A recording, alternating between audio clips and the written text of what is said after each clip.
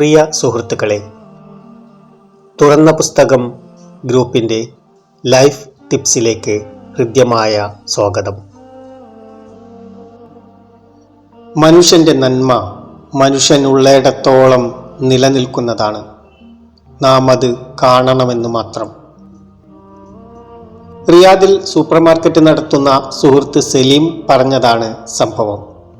സുമുഖനായ ഒരറബി യുവാവ് ഒരു ദിവസം സലീമിൻ്റെ കടയിൽ കയറി വന്നു. 250 റിയാൽ മേശപ്പുറത്ത് വെച്ച് യുവാവ് സലീമിനോട് അത് സ്വീകരിക്കാൻ അഭ്യർത്ഥിച്ചു.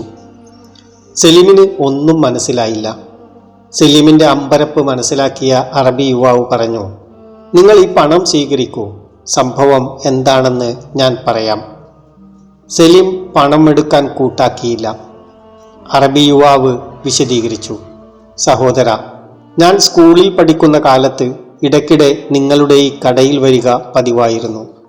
നിങ്ങളറിയാതെ എത്രയോ തവണ ഞാനിവിടെ നിന്ന് ചോക്ലേറ്റുകൾ എടുത്ത് പാൻസിൻ്റെ പോക്കറ്റിലിട്ട് ഇറങ്ങിപ്പോയിട്ടുണ്ട്. സലീം ചിരിച്ചു. അതൊക്കെ പതിവുള്ള കാര്യങ്ങളല്ലേ, ഞങ്ങളതൊന്നും കാര്യമാക്കാറില്ല. കുട്ടികൾ ഇപ്പോഴും ഇവിടെ വരാറുണ്ട്. പക്ഷേ അറബി യുവാവ് ഇടയ്ക്ക് കയറി പറഞ്ഞു, നിങ്ങളുടെ മുതൽ നിങ്ങളറിയാതെ മോഷ്ടിച്ചതാണ് ഞാൻ. അന്നതൊരു സൂത്രമാണെന്നല്ലാതെ കുറ്റമാണെന്ന് ഞാൻ ചിന്തിച്ചിരുന്നില്ല. നിങ്ങൾ ഈ പണം സ്വീകരിച്ച് എന്നെ കുറ്റത്തിൽ നിന്ന് ഒഴിവാക്കി തരണം. കൃത്യമായും 250 റിയാലിൻ്റെ ചോക്ലേറ്റാണ് ഞാൻ മോഷ്ടിച്ചതെന്ന് പറയാനാവില്ല. ചിലപ്പോൾ അതിലും അധികമുണ്ടാവാം, ചിലപ്പോൾ കുറവായിരിക്കാം. ഏതായാലും നിങ്ങൾ ഇത് സ്വീകരിച്ച് പൊരുത്തപ്പെട്ടു തരണം. പ്രിയമിത്രമേ, നിങ്ങൾ ഈ കാശ് നിങ്ങളുടെ കീശയിൽ തന്നെ വെക്കൂ.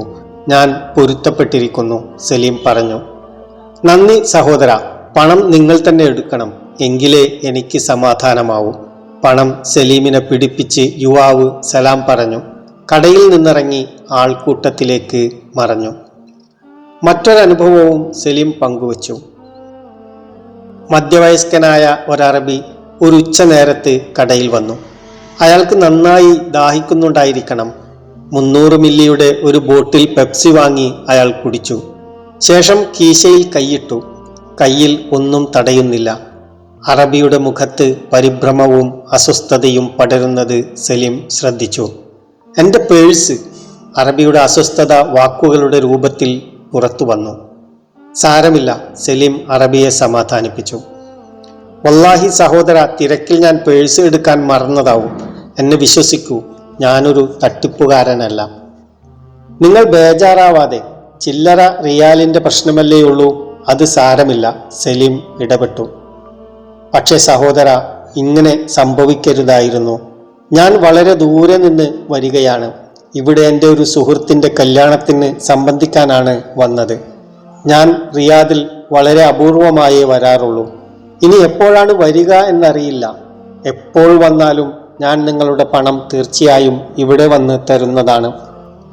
സുഹൃത്തേ, നിങ്ങൾ വിഷമിക്കാതെ, ഇതൊക്കെ സാധാരണ മനുഷ്യ സഹജമായ കാര്യങ്ങളല്ലേ. നിങ്ങൾ സമാധാനമായി പോയിക്കൊള്ളൂ.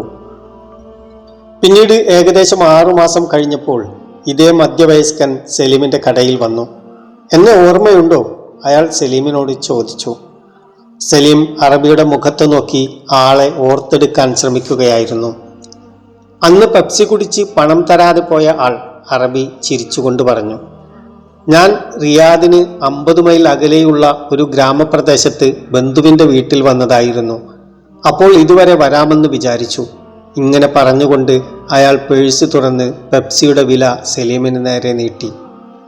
നിങ്ങൾ ഇതു തരാൻ ഇത്ര ദൂരം വണ്ടി ഓടിച്ച് വരേണ്ടിയിരുന്നില്ല, പണം സ്വീകരിച്ചുകൊണ്ട് സലീം പറഞ്ഞു. നാം പലപ്പോഴും വിചാരിക്കാറുള്ളത് പോലെ സത്യസന്ധതയും മാനുഷികമായ നന്മയും ഏതോ ഗതകാല കഥകളുടെ ചേരുവകളല്ലെന്നും നമുക്കിടയിൽ നമുക്ക് ചുറ്റും നന്മയുടെ ദീപങ്ങൾ പ്രകാശിച്ചു നിൽക്കുന്നുണ്ടെന്നും ഓർമ്മിപ്പിക്കുന്നതിന് വേണ്ടിയാണ് സലീം പങ്കുവച്ച അനുഭവങ്ങൾ ഇവിടെ പറഞ്ഞത്. മനുഷ്യൻ്റെ നന്മ മനുഷ്യനുള്ളിടത്തോളം നിലനിൽക്കുന്നതാണ്. നാം അത് കാണണമെന്ന് മാത്രം. നന്ദി.